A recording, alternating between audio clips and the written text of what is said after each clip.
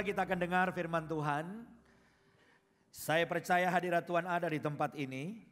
Itu yang membuat kita merasakan sukacita. Itu yang membuat kita menang atas masalah, menang atas pergumulan. Karena Tuhan ada di tengah kita. Dan Dia lebih besar dari setiap pergumulan dan masalah kita. Itu freedom in Christ. Kemerdekaan di dalam Kristus. Tahukah saudara, pada saat saudara menerima Yesus sebagai Tuhan dan Juru Selamat dalam hidup saudara, maka kita menerima yang namanya freedom, kemerdekaan, kebebasan. Dan ini kita terima di dalam Kristus. Mari kita belajar bersama-sama. Ayat emas kita adalah Galatia pasal 5 ayat yang pertama. Galatia pasal 5 ayat yang pertama. Saya ingin kita membaca bersama-sama ayat ini dengan suara yang keras, dengan semangat, ya. Apakah saudara siap membaca bersama saya? Mari kita baca 1, 2, 3. Supaya kita sungguh-sungguh merdeka, Kristus telah memerdekakan kita. Karena itu berdirilah teguh dan jangan mau lagi dikenakan kuk perhambaan. Ya, berhenti sampai di sini. Saya ingin bertanya kepada saudara pada awal dari firman Tuhan yang saya sampaikan. Berdasarkan ayat yang baru saja kita baca, maka status kita sekarang itu sudah merdeka atau belum merdeka? Atau akan merdeka? Ini pertanyaan multiple choice, pilihan berganda. A, sudah merdeka. B, belum merdeka. C, akan merdeka. Saudara pilih yang mana? Siapa yang pilih sudah merdeka? Angkat tangan. Ya, wow. Ya, lebih dari 50%. Siapa yang pilih B, belum merdeka? Nyaris tidak ada. Oke. C, akan merdeka. Wow, cukup banyak juga. Ya, nggak banyak lah, dikit, cuma 1, 2 aja. Yang benar yang mana? Baca lagi dong. Coba ditayangkan lagi. Supaya kita sungguh-sungguh merdeka, Kristus telah memerdekakan kita. Mana yang benar? Telah itu apa? Sudah. Jadi yang benar yang mana? A. Tepuk tangan yang A. Sudah merdeka. Yang percaya sudah merdeka, coba teriak yang keras dong. Merdeka. Wah, ini merdekanya orang yang ragu-ragu. Coba saya percaya bisa 2 kali lebih keras. 2, 3. Merdeka. Sekarang bilang, saya sudah merdeka. Saya sudah merdeka. Tepuk tangan bagi Yesus yang sudah memerdekakan kita. Minggu depan saya nggak tahu ada acara khusus nggak, Pak? Karena minggu depan itu 16 Agustus. Saya pikir kita perlu menyanyikan lagu Indonesia Raya. Sama Indonesia Tanah Air Beta. Ya, supaya kita mencintai negara kita. Ada banyak orang berpikir bahwa kalau di gereja itu nggak ngomongin negara. Tidak, saudaraku. Setiap jemaat NDC adalah jemaat yang cinta Indonesia. Kita hidup di Indonesia. Kita cari kerja di Indonesia, mati di Indonesia. Ya, kita mau Indonesia diberkati dan dilawat oleh Tuhan. Tepuk tangan untuk kemuliaan Tuhan. Haleluya. Nah, kalau kita bicara kita telah dimerdekakan, maka tadinya kita ini dijajah. Kita dijajah, kita diperbudak, kita diperhamba oleh satu hal yang sangat jahat, namanya adalah dosa. Jadi dosa ini telah memperbudak dan menjajah hidup kita. Dan lewat kuasa salib Yesus dan darah Yesus yang kita peringati lewat perjamuan kudus, kita telah dimerdekakan. Nah, sore ini yang kita pelajari adalah kita bukan sekedar berkata kita sudah dimerdekakan dari dosa. Tapi saya mau berbicara lebih tajam lagi. Apa maksudnya dimerdekakan dari dosa itu? Ada 2 hal penting yang kita mau pelajari bersama. Apakah saudara siap belajar firman Tuhan? Ya, mari kita belajar. Yang pertama kita telah dimerdekakan dari hukuman dosa. Baca sama-sama, dimerdekakan dari hukuman dosa. 2, 3. Dimerdekakan dari hukuman dosa. Jadi dosa itu ada akibatnya. Setiap saudara dan saya yakin kita semua gak perlu ngaku, sadar aja bahwa kita semua sudah bikin dosa, betul gak? Nah, kita semua yang sudah jatuh dalam dosa ini harus dihukum. Harus dihukum. Tetapi hari ini berita baiknya adalah Yesus, dan lewat pengorbanannya kita sudah dimerdekakan dari hukuman yang seharusnya kita terima. Di dalam Roma pasal 6 ayat 23, perhatikan itu dengan jelas sekali ya, dikatakan begini. Sebab upah dosa ialah apa?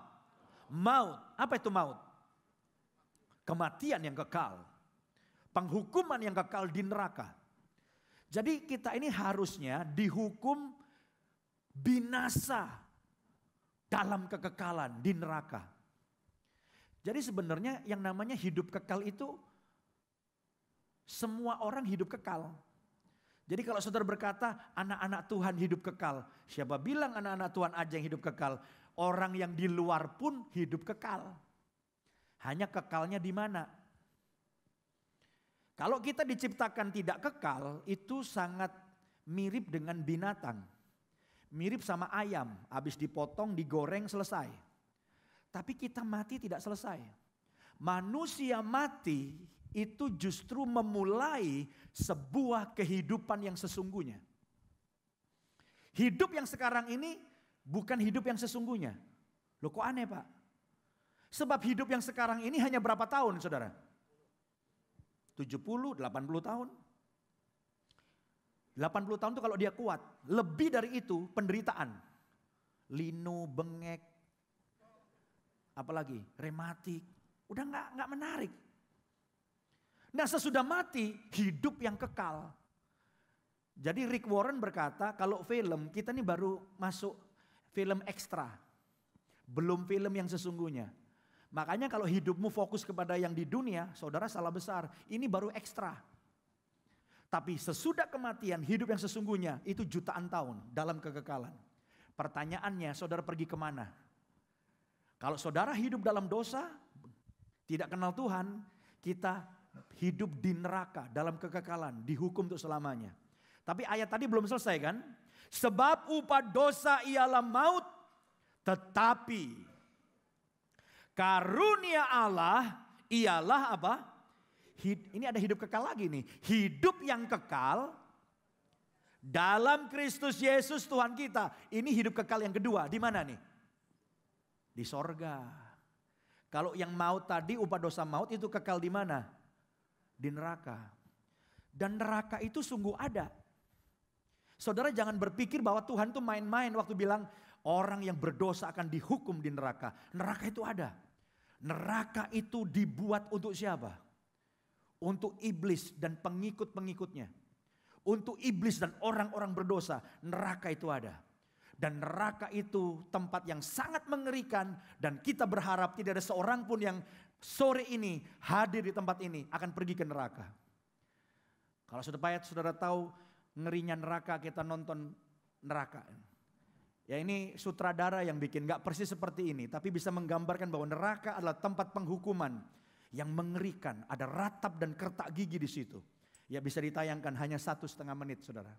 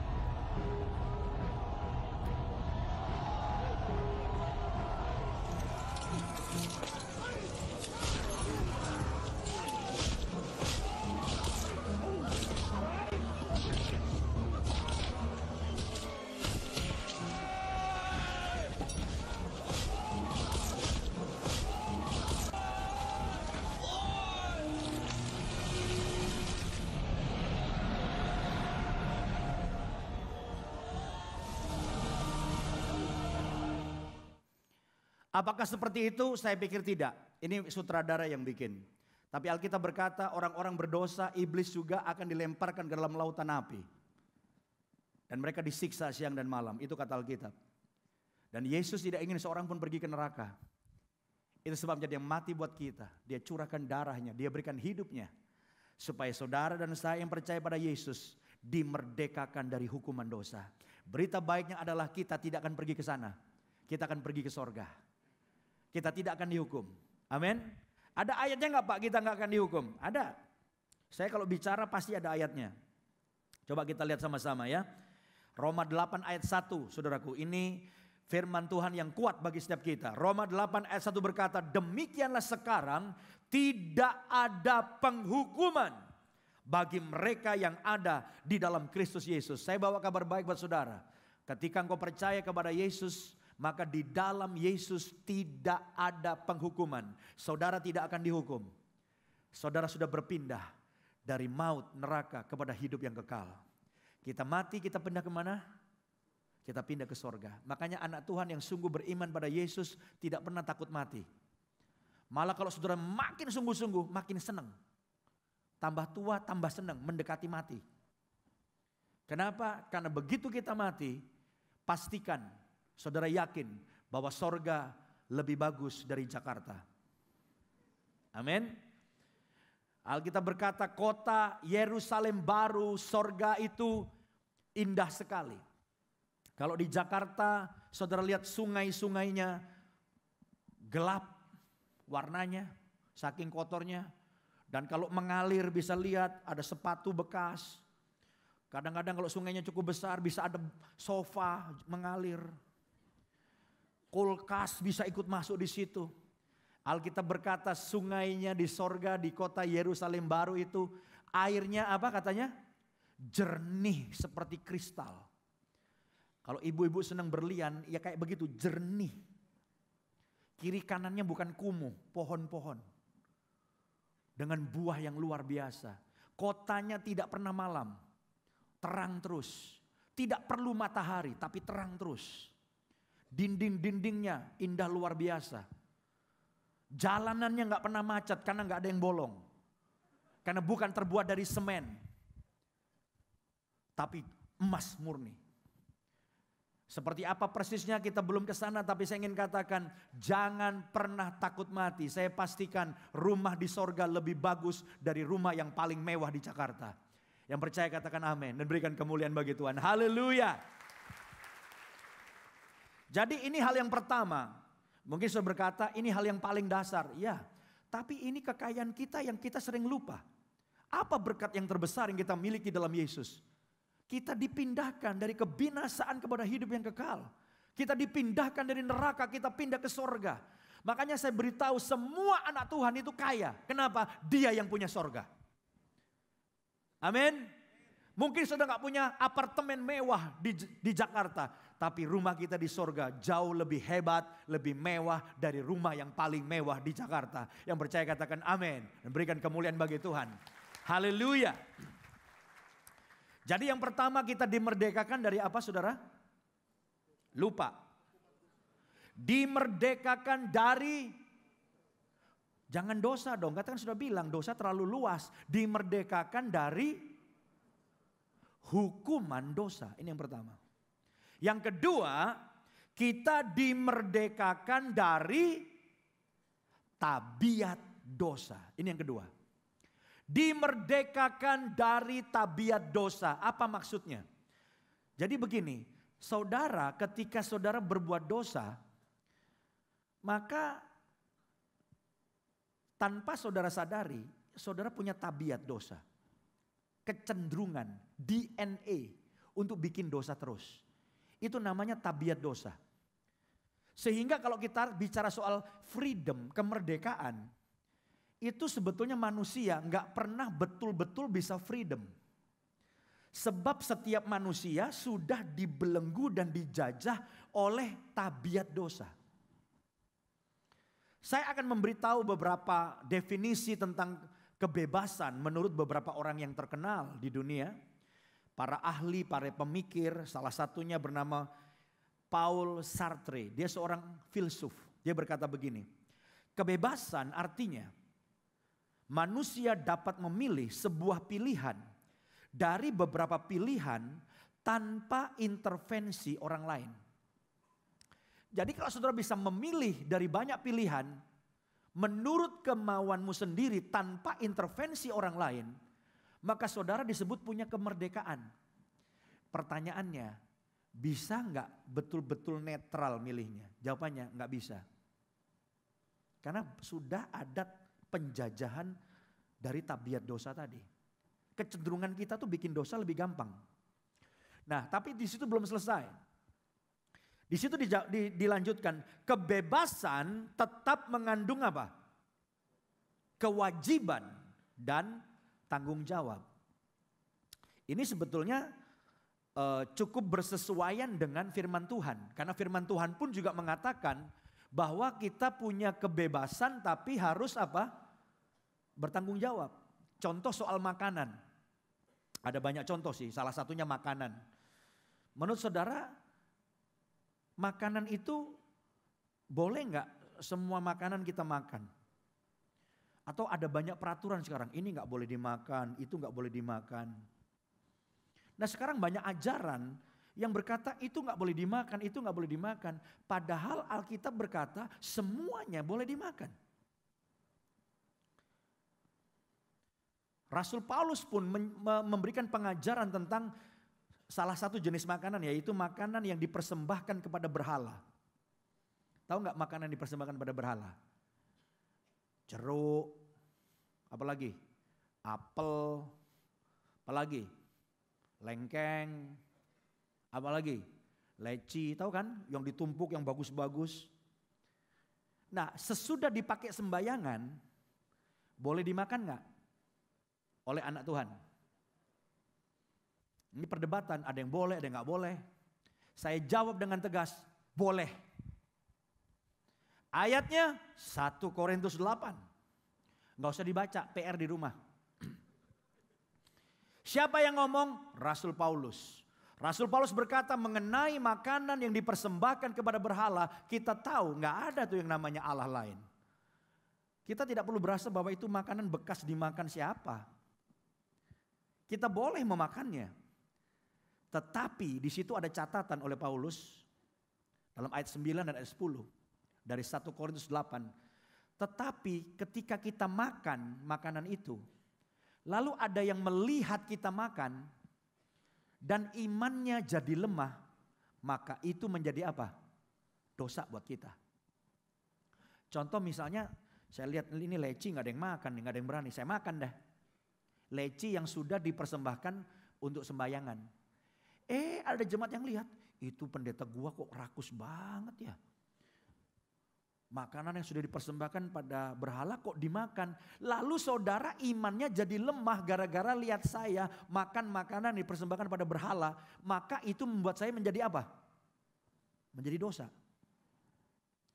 Maka di dalam ayat selanjutnya Paulus berkata, jadi kalau gara-gara makanan itu membuat orang lain lemah imannya, aku seumur hidup tidak akan pernah mau makan makanan yang sudah dipersembahkan pada berhala. Jadi keputusannya Paulus adalah apa? Dia nggak mau makan. Tapi sebetulnya boleh nggak dimakan? Boleh. Intinya seperti itu. Ada kebebasan, tapi kebebasan yang bertanggung jawab. Sekarang semua orang pada nanya boleh apa enggak, boleh apa enggak. Termasuk pakai tato. Boleh enggak? Itu banyak yang nanya. Karena penggemar tato meningkat sekarang kan. Bukan hanya anak-anak remaja, ibu-ibu sekarang hobi pakai tato. Menurut saudara boleh enggak pakai tato? Ada yang bilang boleh. Ada yang bilang enggak boleh. Ada yang bilang tergantung gambarnya Pak.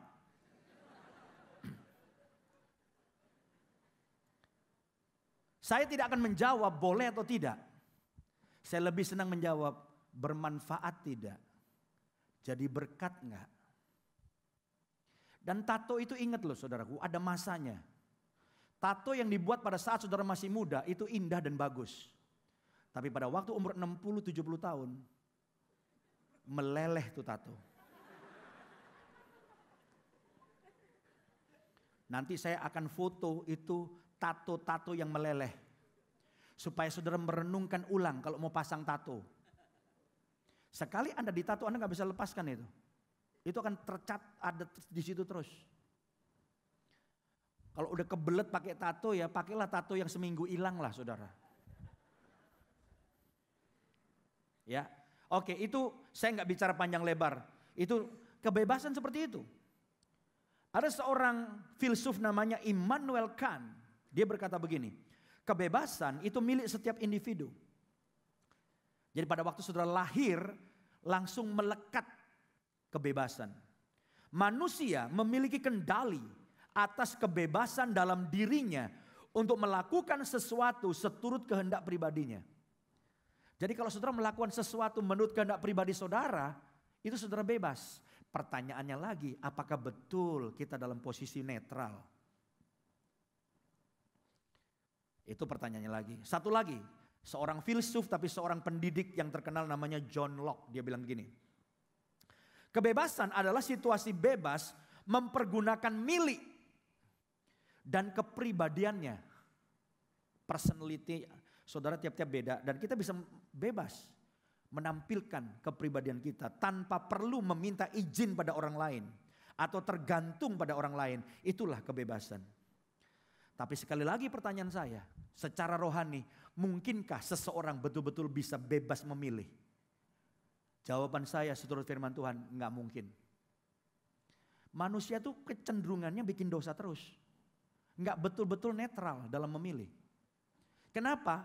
Karena orang yang sudah jatuh dalam dosa, itu kecenderungannya berdosa. Makanya saudara tidak perlu mengajar anak saudara untuk jadi pembohong. Anak-anak kita tiba-tiba menjadi master pembohong. Bisa dengan wajah tanpa dosa, anak kita membohongi kita bahwa uang yang hilang dari dompet papinya itu yang ngambil bukan dia. Padahal dia yang ngambil. Kenapa? Itu tadi tabiat dosa sudah ada sejak anak masih kecil. Di dalam Yohanes pasal 8 ayat 34, Yesus dengan tegas mengucapkan bahwa tabiat dosa itu membelenggu kita. Dikatakan begini, kata Yesus kepada mereka, aku berkata kepadamu, sesungguhnya setiap orang yang berbuat dosa adalah apa saudara? Hamba dosa. Ini problemnya, bahwa setiap orang yang sudah berbuat dosa, kita tidak lagi bebas dan netral dalam pilihan kita. Kita dijajah dengan yang namanya dosa. Kita gampang pilihan kita akan memilih hal-hal yang tidak benar. Itu sebabnya saudaraku, dosa bukan saja membinasakan kita. Tapi dosa punya sifat membelenggu kita. Menjajah kita. Dan menjadikan kita budaknya. Sehingga banyak orang tertipu ketika berkata, saya bebas kok. Saya bebas merokok, saya merdeka merokok. Mau 1 hari 5 pak saya bebas. Pertanyaan saya, apakah saudara bebas merokok atau justru saudara diikat oleh rokok? Coba direnungkan. Sebab sekarang ada begitu banyak alat yang dibuat untuk bisa orang keluar dari kebiasaan merokok. Saya pernah ketemu orang lagi ngisep-ngisep kayak rokok. Saya tanya apa tuh? Permen. Permen kayak rokok diisep-isep. Supaya apa? Dia bisa lepas dari rokok. Ada juga kayak satu alat bisa keluar asap. Pernah lihat? Itu bukan rokok tapi alat untuk orang bisa keluar merokok. Keluar dari kebiasaan merokok. Nah, Yesus berkata, orang yang melakukan sesuatu itu diikat. Misalnya di sini ada orang yang punya kebiasaan minum alkohol. Minuman keras dalam jumlah besar sampai mabok. Saudara bisa berkata, saya bebas. Ini buktinya, saya minuman alkohol sampai mabok, saya bebas. Pertanyaan saya, apakah Anda bebas atau Anda justru sedang dibelenggu oleh yang namanya kebiasaan mabok? Anak-anak muda berkata, I want to be free. Saya mau free, termasuk free sex. Saya mau hubungan seks sama siapapun asal suka sama suka, why not? Pertanyaan saya, apakah orang yang hubungan seks dengan siapapun itu bebas dan free? Atau justru kita nggak bisa keluar dari kebiasaan free sex? Dan kita dibelenggu. Berapa banyak orang yang mau keluar dari kebiasaan seks yang bebas, nggak bisa. Padahal udah enak hubungan seks begitu. Tapi nggak bisa keluar. Setiap orang yang berbuat dosa adalah hamba dosa. Itu persoalannya. Saya tidak tahu ada orang-orang yang rumah tangganya berantakan. Suami sama istri baru menikah 3 tahun, 4 tahun. Tapi hubungan seksnya nggak bagus. Karena ada banyak pasangan yang sudah tidak lagi tertarik kepada pasangannya. Pertanyaannya kenapa? Karena ada banyak suami-suami, mungkin istri juga, yang punya kebiasaan pornografi. Kalau malam-malam kayaknya kerja lembur di rumah, di kamarnya. Tapi dia sebetulnya nggak kerja lembur, dia lagi nontonin foto-foto porno. Dan saya mau pastikan, kalau seorang suami nonton foto-foto porno garis-garis cantik, dia nggak akan tertarik pada istrinya. Dan berapa banyak keluarga yang harus dilayani di Jakarta dan di ambang perceraian karena keterikatan kebiasaan buruk seorang suami atau istri. Dan jawabannya sama. Aku ingin bebas dari kebiasaan burukku. Aku terbelenggu. Tapi aku tidak punya kekuatan untuk bisa keluar dari hal itu. Dan keluarganya bercerai. Ini yang harus kita jawab. Apakah kita sedang bebas atau justru kita sedang dibelenggu oleh yang namanya kebebasan. Yang kita pikir kita bebas, tapi sebenarnya kita dibelenggu. Saya teringat ketika patung Liberty pertama kali dibuka selubungnya. Patung Liberty adalah patung yang hebat, yang bagus, yang didirikan di pantai New York, Amerika. Saudara tahu ketika patung Liberty hari-hari pertama dibuka selubungnya. Itu patung begitu indah, saudara. Tapi tiap hari petugas kebersihan yang berada di pantai New York di sekitar patung Liberty harus dengan sedih mengumpulkan mayat-mayat dari ribuan burung. Ribuan burung terkapar mati di bawah patung Liberty. Itu dikumpulkan dan tiap hari dikubur. Saudara tahu kenapa ada banyak burung-burung yang mati? Rupanya patung Liberty itu ditimpa sinar matahari. Itu berkilau-kilauan. Bercahaya dan burung-burung yang terbang di sekitar daerah itu semuanya datang mendekat. Dan ketika burung makin mendekat, cahaya itu dipantulkan kembali. Itu matahari nembak patung Liberty, dipantulkan lagi kena matanya burung. Untuk 1-2 menit lamanya burung itu buta. Tapi 1-2 menit cukup untuk membuat burung itu menabrak kepada patung Liberty. Patung kemerdekaan, sayapnya patah. Dan mereka terhempas dan mati di bawah kaki patung kemerdekaan. Bukankah ini refleksi kehidupan banyak orang di Jakarta? I want to be free, aku ingin bebas. Kebebasan menarik. Kebebasan seakan-akan betul-betul bebas. Tapi sebenarnya kita sedang dibelenggu. Dibelenggu dan kita tidak punya kemampuan untuk keluar dari belenggu dosa yang membelenggu kita. Itu sebabnya Rasul Paulus mengungkapkan hal tersebut dalam Roma 7 ayat 19. Roma pasal 7 ayat 19 ini perkataan Paulus berkata begini. Sebab bukan apa yang aku kehendaki, yaitu yang baik yang aku perbuat. Melainkan apa yang tidak aku kehendaki, yaitu yang jahat yang aku perbuat. Ini apa ini? Keterikatan. Yang membelenggu kita sehingga kita ingin melakukan yang baik. Kita ingin berubah. Kita ingin keluar dari kebiasaan buruk kita. Tapi lagi-lagi kita jatuh di lubang yang sama. Kebiasaan yang lama dan dosa yang lama. Habit yang lama. Kita gak bisa keluar. Ini yang disebut dengan tabiat dosa yang membelenggu kita. Kemudian ayat 23 dari Roma pasal 7. Pasalnya sama ayat 23. Dikatakan apa di situ? Ini perkataan Paulus. Tetapi di dalam anggota-anggota tubuhku, aku melihat hukum lain. Jadi ada hal yang lain yang berjuang melawan hukum akal budiku. Akal budiku mau melakukan yang baik. Akal budiku memerintahkan aku untuk keluar dari kebiasaan buruk. Tapi ada hukum lain yang melawan akal budiku. Dan membuat aku menjadi tawanan hukum dosa. Sangat menarik kalimat tawanan hukum dosa yang ada di dalam anggota-anggota tubuhku. Saudara tahu apa yang maksud dengan tawanan hukum dosa? Istilah hukum dosa itu banyak orang Kristen salah paham. Banyak orang Kristen tidak bisa membedakan antara hukum dosa dan hukuman dosa. Cuma beda 2 huruf, AN. Hukuman dosa itu kebebasan yang pertama. Kita dibebaskan dari hukuman dosa. Apa hukuman dosa? Neraka. Kebinasan kekal. Kita sudah merdeka. Kita pindah ke sorga. Tapi hukuman dosa beda dengan hukum dosa. Hukum dosa inilah yang menawan kita. Membelenggu kita, namanya hukum dosa. Hukum dosa itu penjelasan saya begini. Saya berusaha menjelaskan. Saudara melihat ini apa nih? Ini air minum. Sekarang air minum kita yang ada di mimbar, kita tidak lagi pakai merek. Karena semakin banyak jemaat yang hadir, jadi tidak boleh pakai merek. Supaya kita tidak tahu ini apa.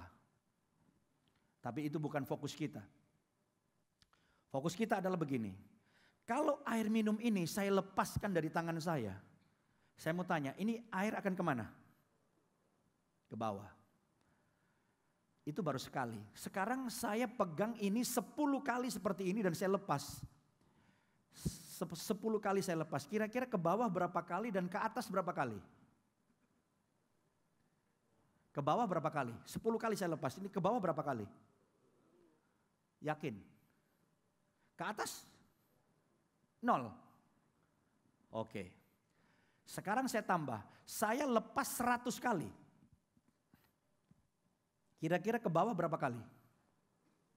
100 kali. Ke atas? 0. Mungkin enggak kalau saya lepas 100 kali, sekali aja ke atas 99 ke bawah? Mungkin enggak? Enggak mungkin. Kenapa?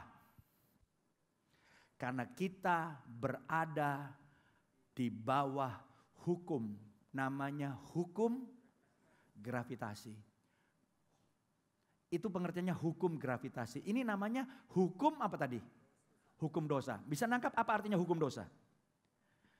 Kita mau keluar nih jadi baik, nggak bisa. Balik-balik bikin dosa lagi, betul nggak? Itu yang Paulus katakan, aku menjadi tawanan hukum dosa. Tawanan hukum dosa artinya mau nggak mau bikin dosa terus. Maka di dalam kefrustrasiannya ayat selanjutnya ayat 24, Paulus berkata apa? Aku manusia celaka. Siapakah yang akan melepaskan aku dari tubuh maut ini? Ini daging kok bawa aku bikin dosa terus. Aku manusia celaka. Siapa yang membebaskan aku? Saya bersyukur ayat 24 bukan ayat terakhir. PR bagi saudara baca di rumah. Karena ayat selanjutnya Paulus berkata, syukur di dalam Yesus Kristus ada jawaban atas setiap belenggu kita. Dan berita baik ini saya sampaikan kepada saudara bahwa Yesus datang bukan saja melepaskan dan memerdekakan kita dari hukuman dosa, tapi membebaskan kita dari hukum dosa, tabiat dosa, karakter dosa di dalam daging kita. Supaya kita bisa keluar sebagai pemenang. Yang percaya katakan amin. Dan berikan kemuliaan bagi Tuhan. Haleluya. Hari ini saya menantang setiap saudara, maukah kita keluar dari kebiasaan buruk kita? Maukah kita keluar dari perbuatan-perbuatan yang kita tidak baik, yang selama ini membelenggu kita? Maukah kita berkata, aku telah dimerdekakan. Ada potensi dalam diriku untuk keluar dari kebiasaan buruk. Kalau saudara mengizinkan Roh Kudus memimpin hidup saudara. Kalau saudara mengizinkan Roh Kudus memenuhi hati saudara, maka saya beritahu kita punya status telah dimerdekakan. Kita sudah dimerdekakan. Kita berjalan dalam kemenangannya. Kita berjalan dalam kelepasan. Kita keluar dari kebiasaan buruk kita. Mungkin tidak langsung. Tapi kita harus membangun kebiasaan baru. Orang yang mau keluar dari kebiasaan lama kadang-kadang dia harus membangun kebiasaan baru. Kalau saudara hidup dalam dunia malam, mungkin saudara harus membangun kebiasaan baru. Misalnya apa? Kalau udah malam, mulai cari kegiatan baru. Dan dengan pertolongan Roh Kudus kita akan mulai switch kebiasaan malam kita. Dugem kita. Atau sudah mulai biasa berkumpul dengan teman seiman dan mulai berdoa. Ada doa malam, ada core bersama, atau kumpul dengan orang-orang beriman. Anda harus keluar dari kebiasaan lama saudara, dan membangun kebiasaan baru. Dan dengan pertolongan Roh Kudus, kita akan keluar sebagai pemenang. Tapi saya beritahu, di dalam diri saudara ada potensi ilahi untuk menang atas segala ikatan dan belenggu kita. Pada akhirnya sebelum saya tutup khotbah saya ingin memberikan definisi atau quotes buat setiap saudara tentang merdeka. Merdeka artinya kita mampu tidak melakukan apa yang sebenarnya memang tidak boleh kita lakukan. Dan mampu melakukan apa yang memang Tuhan perintahkan. Itulah kemerdekaan yang sejati. Kita ulangi sekali lagi. Merdeka artinya apa saudara? Kita mampu apa? Tidak melakukan apa yang sebenarnya memang tidak boleh kita lakukan. Sengaja saya balik. Ini kalimat negatifnya saya taruh di atas. Kita mampu tidak melakukan apa yang memang sebenarnya tidak boleh kita lakukan. Dan mampu melakukan apa yang memang Tuhan perintahkan. Kalau Tuhan perintahkan kita mampu melakukannya. Dengan pertolongan Roh Kudus. Tapi kalau Tuhan bilang no. Kita mampu berkata tidak kepada diri kita sendiri. Dan itu adalah kemenangan yang luar biasa. Itu kemerdekaan sejati. Jadi merdeka itu bukan kita ngelakuin apa saja. Tapi kita mampu mengontrol diri kita. Dan kita berkata tidak untuk hal-hal yang Tuhan larang untuk kita lakukan. Dan jadilah pemenang dalam Tuhan. Bersama dengan Tuhan kita melakukan perkara-perkara yang besar. Yang percaya katakan amin dan berikan kemuliaan bagi Tuhan. Haleluya.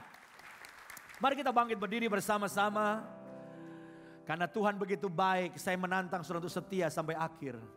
Karena orang yang setia sampai akhir, dialah pewaris kerajaan sorga. Haleluya.